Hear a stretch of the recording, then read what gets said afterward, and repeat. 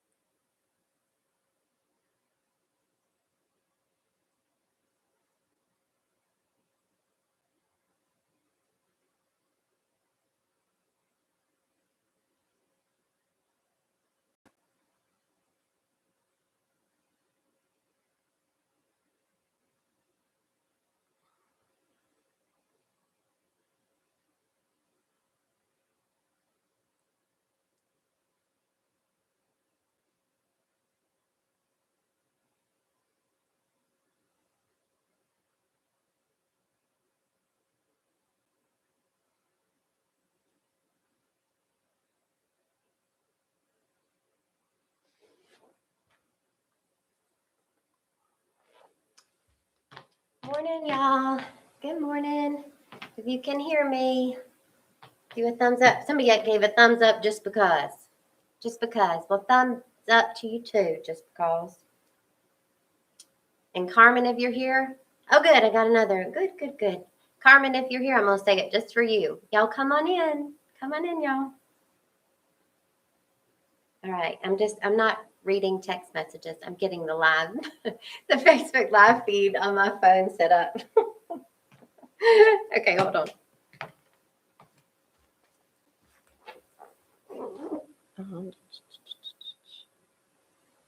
Post.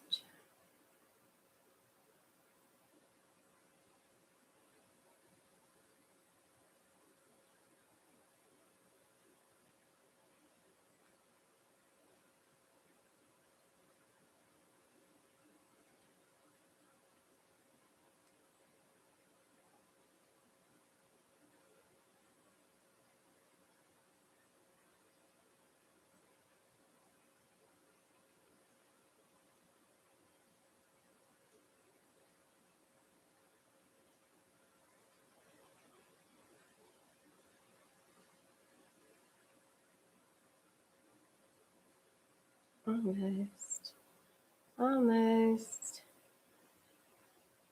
My video. Hold on. Yeah, that's what I want to do. Morning. Oh no, I don't have my, y'all. I don't have my thing set up. Gosh. Hold on.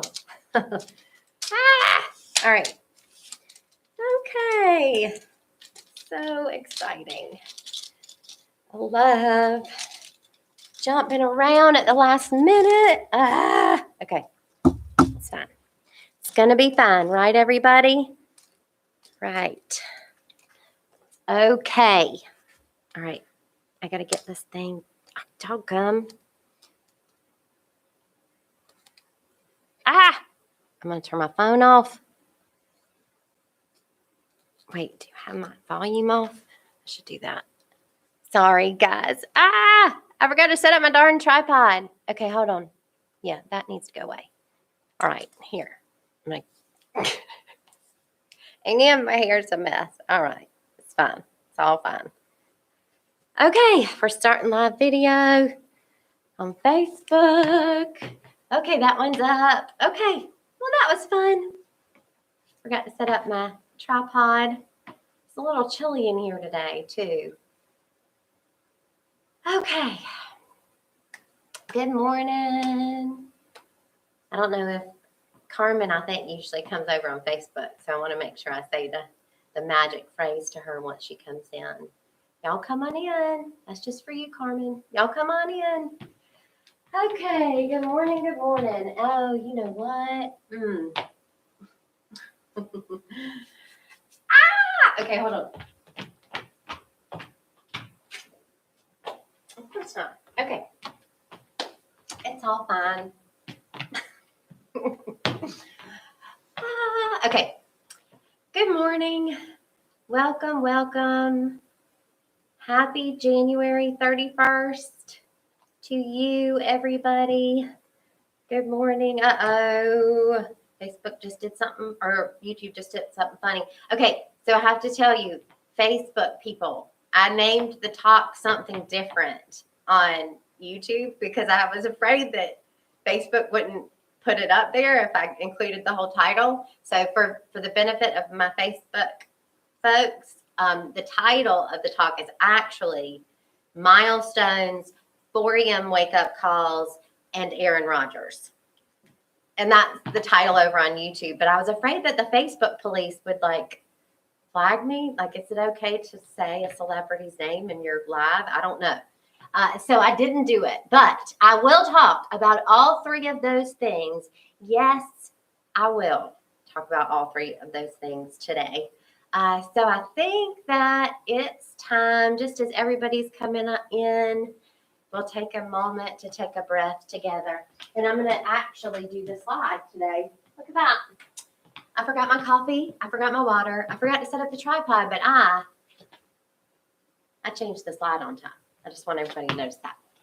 Okay, so let's take a moment to just get centered in this moment in time and space. And I invite you wherever you are to close your eyes or relax your gaze and just gently allow this moment to be exactly as it is. Notice the ground supporting your feet. Notice your hands if they're touching anything. Notice that touch point. Breathe in through your nose and out. Another breath in through our nose and out. We are not in a rush. There is no hurry. There is no other moment to get to, nothing else to attain, nothing else to be. All is perfect in this moment. Perfect, whole, complete.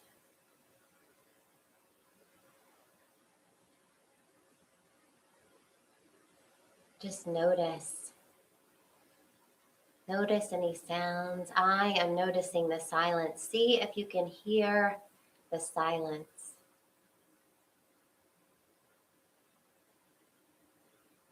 Just breathing. I am here to be truly helpful. I am here to listen to and be pointed toward my own wisdom, my own knowing. My heart and mind are open. I rest and listen. One more breath together. And then gently, ever so gently, you can bring yourself back to this moment in time and space. So, I woke up this morning, actually, it wasn't 4 a.m., it was at 3:47 a.m. And this is actually not what I was going to talk about. You'll learn that because this came to me this morning at 3:47 a.m. So it turns out I didn't need to spin my wheels yesterday the way I was. Yesterday, it just wasn't, that inspiration thing, that in the flow thing wasn't happening. And eventually I told myself, remember, when this happens, it's because there's another piece that's coming. So, it only took, 4 or 5 hours for me to get to that place. So this morning at 3:47 a.m., I woke up, and today is my birthday. And I always get this kind of melancholy nostalgia on my birthday. It's actually rather sad, but I tend to have this kind of sad, heavy feeling, especially right when I wake up. And so this morning at 3:47 a.m. when I woke up, I got out of bed and went to one of the windows in our house and looked out at the blanket of white that was still falling down. And I have to tell you that growing up in South Carolina, I always prayed. I mean, I prayed. I wished, I hoped for snow on my birthday. Like I just, and it never came. It never came. It never came, because in January in South Carolina, it is, a freezing, chilly 50 degrees. And so I never got my snow on my birthday. And I noticed, maybe it snowed on my birthday since we've lived here. One time that stands out is the polar vortex when it was negative 20 or 30 and, school was canceled, and that was fun. So in any case, I was looking out at the blanket of white and I was feeling sad. And I was listening. So it's not just a birthday. I mean, it is just a birthday, but it is also, it's one of those that we humans make a big deal out of for one reason or another. It is my 40th birthday. And so so it feels like this milestone, right? There's all this collective consciousness energy around 40, and happy 40th birthday. And what does this mean? And at 3:47 a.m., I was tapped into the negative part of that social or of that shared consciousness. And the voice that I was listening to sounded something like this: is this really it? This is what you created? And then it started to show me, my mind started to show me all of the ways in which I have failed at being me. This is what was happening. There is a happy ending to this story, everybody. Just stay with me. I promise it's not going to be depressing Sunday talk today. So I was listening to this voice and I was watching the images of all of these, moments, these supposed failures.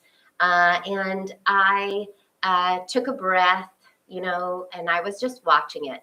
I recognize that when that voice comes, the thing not to do is wrestle with it. So I would not engage this voice. I was just listening. And in in the deepest moments, I was able to listen without actually believing it. But then I could tell the moments where I was believing it. And so I took a breath. I went into my room and I picked up this book. And this one is one that I have read from many times. It's Silence of the Heart. And every single time I read from this book, someone messages me afterwards and asks me the title of this book, because that is how great it is. It's by Paul Farini. It's called Silence of the Heart. And I took a breath and I said, I am here to be truly helpful. I am here as the love that sent me. I do not need to worry about what to say or what to do, for I am guided. And I know that I've shared with you all that I say that before I get ready for my Sunday talks, but in this moment, I was saying it for me. I was here to be truly helpful to Lydia, because I recognized that there was something, some realization that wanted to break through. And so I picked up the book and I heard myself go, just open the beginning. Like, because normally when I do this game, I'm normally like, okay. And I always open it up to like some random middle of the book, end of the book kind of page. And this time I could feel, I went, nope, start at the beginning. And of course, it turned out to be the perfect thing that I want to share with you. So this is chapter 1. It is titled Integrity, Opening the Prison Door. Integrity is defined as the quality or state of being complete or undivided. While clearly we aspire to have integrity, many of us do not feel either complete or undivided. We feel discouraged when we look within, and our search for happiness with others exacerbates our deepest wounds. There are no magical fixes for this condition. It is the raw material of life which has been given to us to transform. We must mold it and craft it into a work of art. That is what our life is, an opportunity to create ourselves. It would be easy for the potter to reject the clay as inferior and unworthy of him. But were he to do so, his life would have no meaning. He is not defined by the clay, but by what he chooses to do with it. What we choose to do with the hand that we have been dealt. How can we, I read that sentence wrong, I'm going to start again. What do we choose to do with the hand that we have been dealt? How can we work with the challenges life has provided us to come to peace in our hearts and in our relationships? The answer is a simple one, but it may not be the one you expect. The answer is that you don't have to do anything. Well, you ask, how does the clay get molded if we don't have to do anything? The clay gets molded by our willingness to stay with and in our process. In our struggle and in our surrender, the clay gets molded. The work of art is offered, torn apart, and offered once again. At some point, we know it is finished and we can work on it no more. And then we walk away from it. Then, before we realize it, more clay is given into our hands. It has a different consistency, a different potential. It brings new challenges. So here's what I think about that. So in this metaphor, the recognition is that you've been dealt a certain hand by life, right? And so what do you do with this clay? And when he talks here about the work of art is offered, and then you tear it apart, and then you offer it again, and you mold it again, and then at some point you realize that you can work on it no more. And this can be several things. It can be those shift moments. We all know these where we are committed to. Oh gosh, you guys, I got to tell you this. I wondered how I would tell you guys about this, but it's hysterical. So last week, right, I read from Untethered Soul, and my husband read the book, years ago. But he was listening to me do my talk last Sunday, read Untethered Soul. And he said to me, I can't remember what the scenario was, but he was like, oh, that's my ego. Like so we were having a discussion and he started to get defensive and he was like, oh, that's my ego. And I said, that is so great that you recognize it was your ego. And he said, I'm untethering my soul, baby. I'm pausing for laughter because I just know you guys are all laughing, especially the ones of you that know my husband. So this is what I want to say. So we're in the midst of untethering our soul, and we get we're reading the books and we're listening to the podcasts and watching the Oprah interviews and we're getting these aha moments and kind of these new understandings and awarenesses, and all of a sudden we have this thought that says, put down the books. Right? That's one of those moments where you realize you can't work on the clay anymore. It's time to stop working on the clay, right? And so you put it down, right? That's one of the things I think that metaphor is pointing to. Another is embarking on a hero's journey, right? Because what does he say? He says, we mold it, we shape it, and then at some point we know we are finished and we can work on it no more. And then we walk away from it. Then before we realize it, more clay is given into our hands, right? Like we talked about last week. So what happens? We go on the hero's journey. We get the call. We face the dragon. We bring the treasure back to our life. And then what happens again? There's another call, right? And that's what he's talking about here when he says, and then before we know it, there's more clay in our hands. Right? And it brings both new opportunities and new challenges, right? The other thing that it can be pointing to is seasons of our life, right? So I'm entering a different season of my life, if the greeting cards are to be believed. And with this new season of my life, there will come new opportunities and new challenges, right? So we get more clay. So as long as we are alive, we're getting more clay. We do not have to mold the clay. Just being in our life is the molding process. Just being in our life is the molding process. Even when it seems that we are resisting our lives or denying what is happening, the clay is still being worked. In other words, you can't be alive and not be engaged in creating a work of art. Don't you love that? You can't be alive and not be engaged in creating a work of art. What about the criminal, you ask? Has he created a work of art with his life? Yes, he has. His life is the record of his journey through his fears, just as your life is your record. Each of you has told your story. If you look into his heart, you will see that his story is not that different from your own. Can you feel that? I love this. His life, your life, is the record of his journey through his fears, just as your life is your record.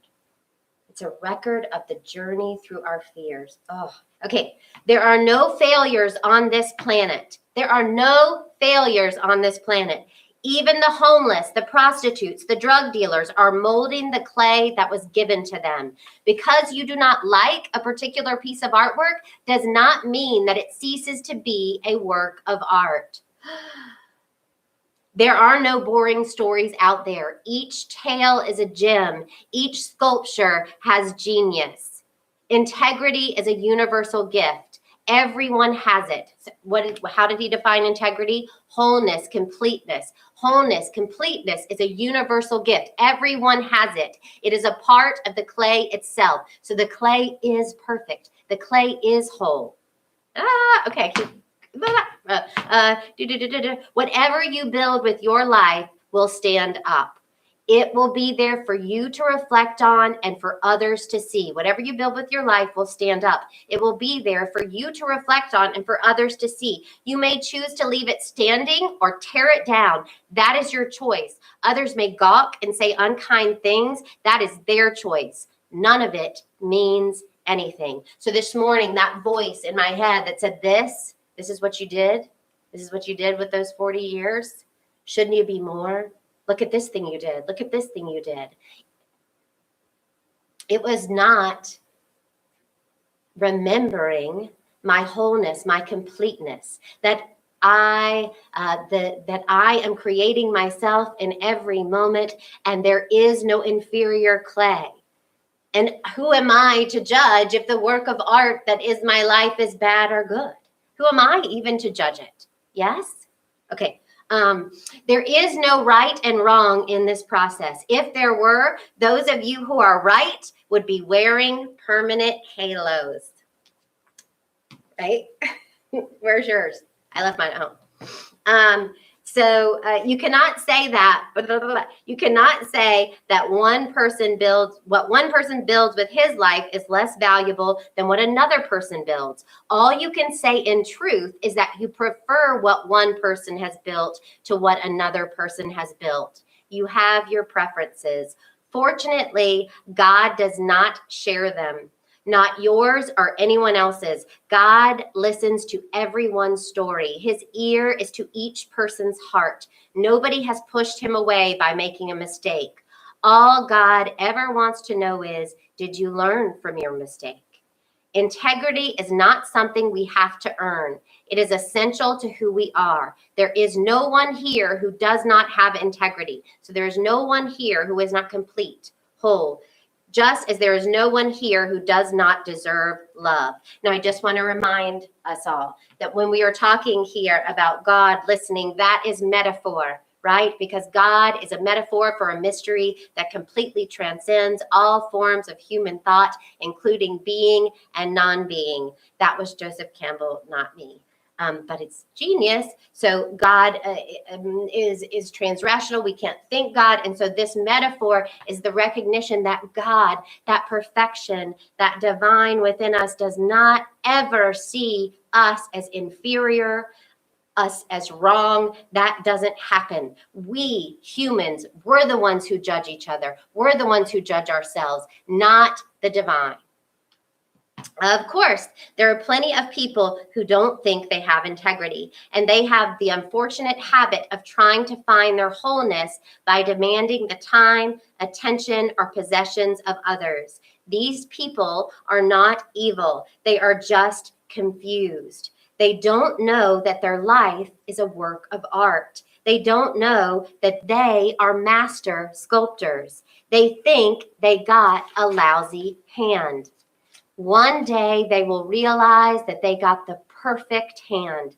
And then they will start to work with it consciously and energetically. Until then, they are playing at being victims. They are playing at being broken, unhealed, and unwhole. They're playing at those things. We are playing, pretending to be those things, because the truth is we are whole. We are complete. And in the moment that we recognize this and we start to consciously mold that clay, right? Intentionally mold that clay. And even still, there will be moments where we put it down, where we say enough, or days or weeks or years where we resist life, where we're scared, right? All of it is neither right or wrong. The clay is still being molded. The work of art that is our life is still being created. And it is good. And so I tell me and my 40-year-old self, it is good. Well done. What's next? What's next? Every moment is a milestone. I want to tell you about Aaron Rodgers. I almost forgot. Okay, here's the thing. I got to go back. Okay. Oh, that's right. That's why, because I got real excited. Okay, I'm going to read you this part. Hold on. And then I'm going to tell you the thing about Aaron Rodgers. You guys are going to love it or not, but we'll see. Okay, so remember what we said. What about the criminal, you ask? Has he created a work of art with his life? Yes, he has. His life is a record of his journey through his fears, just as your life is your record. Each of you has told your story. If you look into his heart, you will see that his story is not that different from your own. So last Sunday, I know, it's a very sad Sunday afternoon here in Packerville. Is that what you guys call it? And in our house too. So before that, and Carrie posted on Members Only, she shared an article that where Aaron Rodgers was talking about how he was on a journey of self-actualization. And he used words like mindfulness. And I mean, it was amazing. And I looked at my son and said, he's totally coming to Unity of Appleton like anytime soon. But he was really embracing that he was on this journey of self-actualization, right? And last Sunday, it had not even occurred to me that the Packers may have a chance at losing. Like, I was sure that everything was going to be great. And, you know, we were going to the Super Bowl and it was going to be so exciting. And as things started to not look that way, I thought, and I said out loud, I said, this is the first time that I really thought, oh my gosh, maybe we're not going to win this game. And I recognize that some of you might have already had that thought, but I didn't. And then right after that thought, and I didn't say it aloud, I went, oh no, Packers are going to lose. And this is why.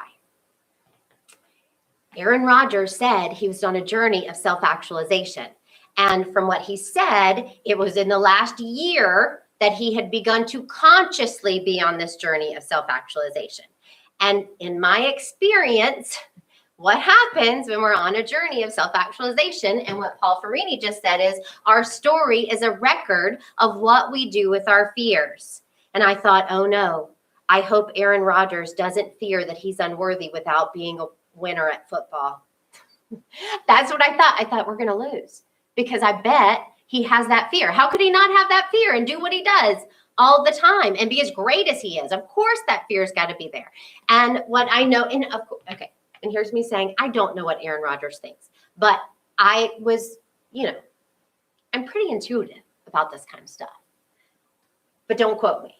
But could you feel that? I feel like all of you are shaking your head yes right now, that you're with me on this.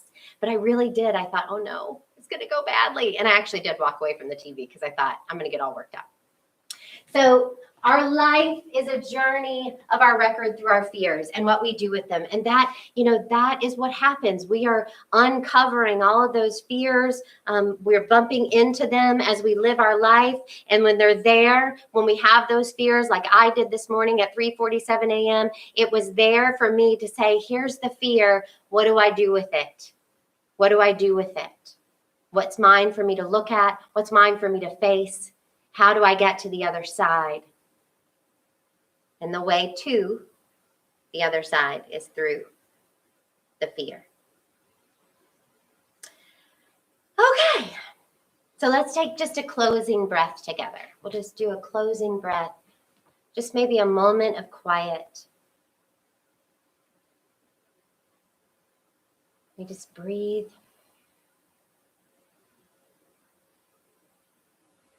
And we allow any wisdom, any knowings from within ourselves, we open ourselves to it in this moment of quiet.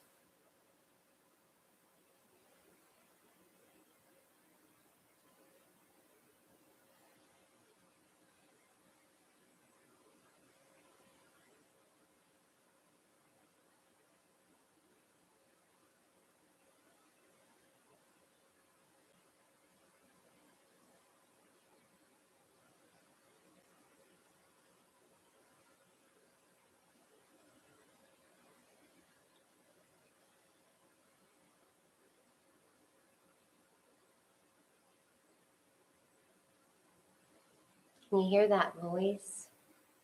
That voice that just doesn't want you to have that quiet? That's our fears. We deserve the silence of our heart, as Paul Ferrini calls it.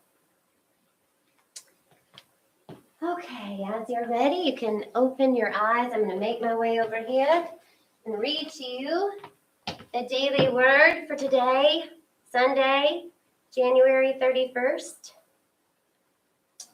And of course, the daily word ties in perfectly. For those of you who are not familiar, this is the Daily Word. It is a Unity Worldwide publication. You can find it at dailyword.com. It's a daily devotional, and I'm reading today's. The word is now, and the affirmation is, I find my power in this very moment.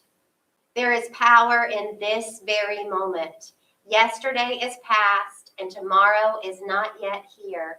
There is only this moment, ripe with promise and potential, ready for me to live into it fully. Through my many divine gifts, everything I need to get started is within me. I need not wait for the perfect moment to arrive, because there is no time more perfect than now, and no place more perfect than here. Procrastination has no place in my life. I fritter away my energy when I find reasons not to get started, losing my zeal and focus and inviting frustration into my life. Today, I claim the power of the present and say, this is the day I begin. Now is the time to begin, to serve, to forgive, to create, and to love. And the verse is 2 Corinthians 6:2. See, now is the acceptable time. See, now is the day of salvation. And again, the affirmation, I find my power in this very moment. And we'll say our vision together, a world powerfully transformed through shared spiritual awakening. And our mission, advancing the movement of spiritual awakening and transformation through unity, a positive path for spiritual living. And our values, abundance, acceptance, community, diversity, integrity, joy, and love. And we celebrate our children. Unity of Appleton sees the divinity in all children and nurtures their unfolding spirituality. And we'll do our moment of gratitude. And so what we recognize is that gratitude is an energy and a power that lives within us all the time. And we can consciously choose to tap into that energy. So I invite you to bring to mind a person, a situation, something for which you feel thankful.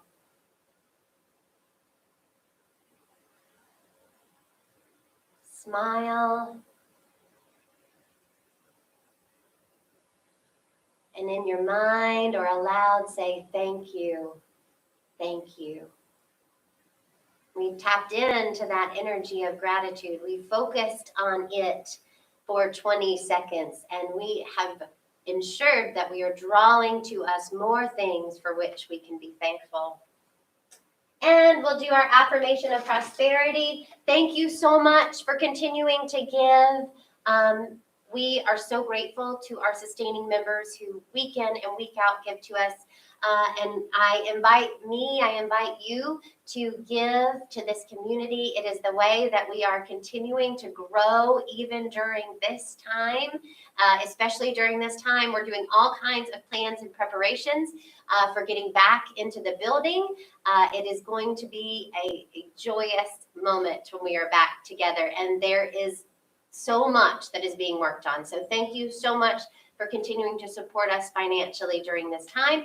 You can give to us. There's a donate button on our website, and you can do it through PayPal. You can send in a check to 1366 Appleton Road, Menasha. And we'll do our affirmation of prosperity. Unity of Appleton is alive with the energy of spirit in the flow of divine abundance and radiant with unlimited possibilities. And our celebration of giving and receiving divine love in and through me blesses and multiplies all that I am, all that I have, all that I joyfully give and willingly receive. I give in love, and I trust God as my source. Okay, so we'll do the prayer of protection, and I'll see everybody on Zoom at 10:40. I will not have coffee because I forgot mine, but you should grab yours, and I'll see you over there. If you are not a member and would like to join our Zoom conversations after the Sunday Live, please send us a message. They are amazing conversations, and it's also a great time for you to get to know some of the members of our community. Okay, prayer of protection. The light of God surrounds us. The love of God enfolds us. The power of God protects us. The presence of God watches over us. Wherever we are, God is, and all is well. Okay, see you on the Zoom, everybody. See you later, alligators. See you later, alligators.